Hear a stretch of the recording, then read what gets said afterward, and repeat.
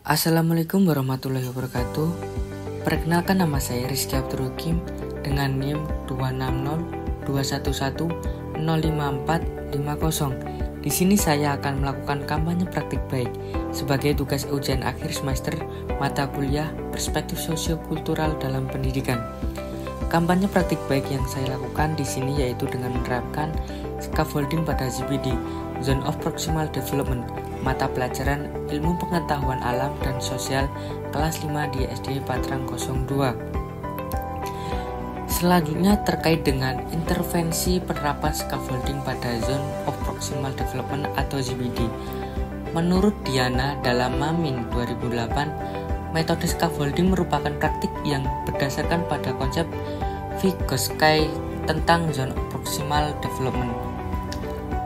Menurut Vygotsky, siswa mempunyai dua tingkat perkembangan, yaitu tingkat perkembangan aktual dan tingkat perkembangan potensial.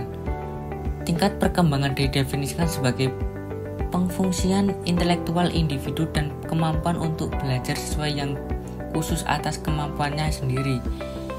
Individual juga mempunyai tingkat perkembangan, di mana Vygotsky mendefinisikan sebagai tingkat seorang individu dapat memfungsikan atau mencapai tingkat itu dengan bantuan orang lain seperti guru, orang tua, atau teman sejawat yang mempunyai kemampuan yang lebih tinggi. Kemudian pengertian scaffolding. Scaffolding merupakan pemberian sejumlah bantuan kepada peserta didik selama tahap-tahap awal pembelajaran. Kemudian mengurangi bantuan dan pemberian kesempatan untuk mengambil alih tanggung jawab yang semakin besar setelah peserta didik dapat melakukannya. Scaffolding merupakan bantuan yang diberikan kepada peserta didik untuk belajar dan memecahkan masalah. Bantuan tersebut dapat berupa petunjuk, dorongan, peringatan, menguraikan masalah ke dalam langkah-langkah pemecahan, memberikan contoh, dan tindakan-tindakan lain yang memungkinkan peserta didik itu belajar mandiri. Kesimpulan dari scaffolding. Berdasarkan pengertian scaffolding dan Zone of Proximal Development atau ZPD, dapat disimpulkan bahwa peserta didik memiliki tingkat perkembangan dalam suatu pembelajaran. Untuk mencapai hal tersebut, diperlukannya bantuan orang lain seperti guru, orang tua, atau teman sejawat yang mempunyai lebih tinggi dari individu tersebut. Scaffolding merupakan salah satu cara yang tepat diterapkan guru dengan memberikan bantuan yang pada tahapan awal. Bantuan tersebut diberikan sepenuhnya dan semakin lama akan dikurangi sehingga peserta didik dapat mengambil alih tanggung jawab secara mandiri.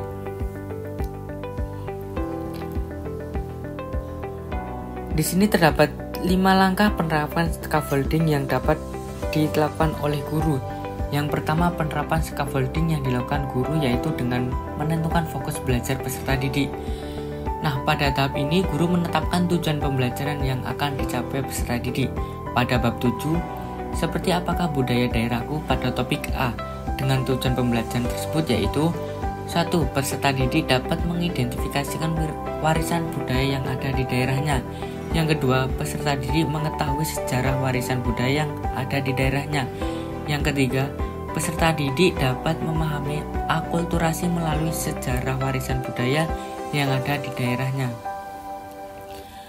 Penerapan scaffolding yang kedua yaitu mengecek hasil belajar sebelum atau prior learning. Mengecek hasil belajar peserta didik dapat dilakukan dengan melihat level perkembangan ZPD melalui asesmen diagnostik sebelum proses pembelajaran, asesmen formatif saat proses pembelajaran, dan asesmen sumatif saat akhir pembelajaran. Berdasarkan hasil belajar tersebut, guru dapat mengetahui kemampuan tinggi peserta didik, kemampuan sedang peserta didik, dan kemampuan rendah peserta didik.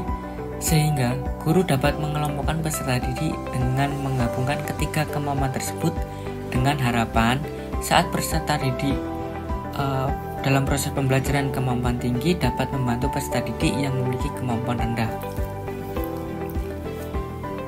Penerapan scaffolding yang tahap ketiga yaitu melakukan aktivitas belajar. Nah, aktivitas belajar ini dilakukan pada tahapan berupa guru menjelaskan materi pembelajaran terkait kebudayaan yang berada di beberapa daerah yang berada di Indonesia. Guru menjelaskan bagaimana cara merawat dan menjaga budaya-budaya yang berada di Indonesia dengan memberikan pemahaman secara bertingkat. Harapannya peserta didik akan lebih mudah untuk menerapkan perilaku tersebut. Tahap keempat scaffolding yakni guru memantau dan memberikan mediasi pada aktivitas pembelajaran.